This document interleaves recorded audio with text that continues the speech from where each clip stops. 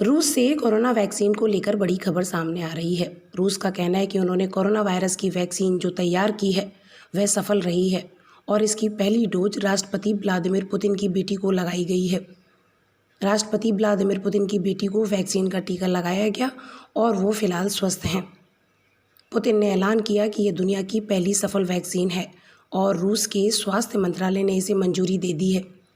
Putin ने बताया कि उनकी बेटी को कोरोना संक्रमण हुआ और उसे ये नई वैक्सीन दी गई है। वैक्सीन देने के कुछ देर बाद उसका तापमान बढ़ा, लेकिन अब वो स्वस्थ है।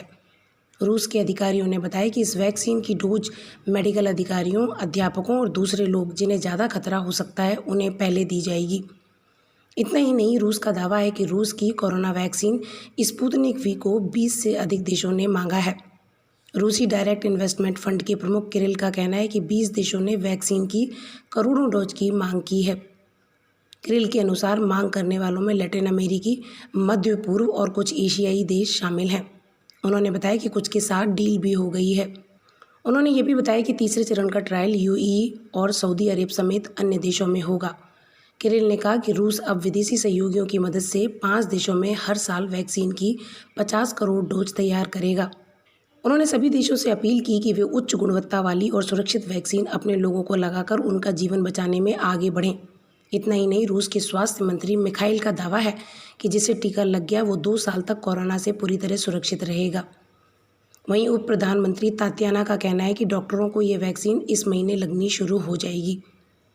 जिस इंस्टीट्यूट ने इसे तैयार किया है उसके प्रोफेसर एलेक्जेंडर का कहना है कि वे और शोधकर्ता वैक्सीन का परीक्षण खुद पर कर चुके हैं।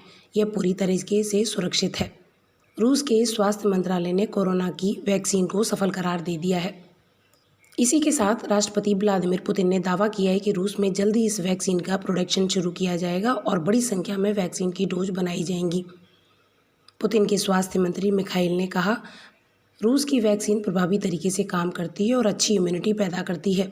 मिखाइल ने जोर देते हुए कहा कि इस वैक्सीन के लिए सभी ट्रायल किए जा चुके हैं। यह पूरी तरीके से सुरक्षा मानकों पर खरी उतरी है। रूस के स्वास्थ्य मंत्रालय ने कहा कि वैक्सीन के ट्रायल के परिणाम सामने आए और देखा गया कि वैक्सीन से मरीज के शरीर में इम्यूनिटी पैदा होती है। अभी तक वैक्सीन को लेकर किसी भी मरीज में कोई साइड इफ़ेक्ट नहीं देखे गए हैं। रूस ने दावा किया कि उसने जो वैक्सीन तैयार की है वो क्लिनिकल ट्रायल में 100% सफल हुई है।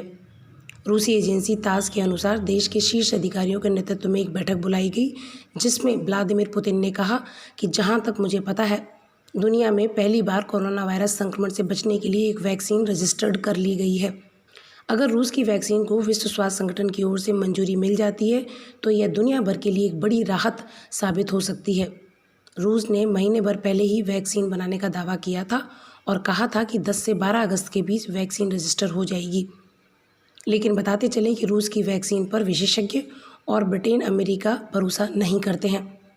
विशेषज्ञों का कहना है कि यह वैक्सीन जल्दबाजी में बनाई गई है।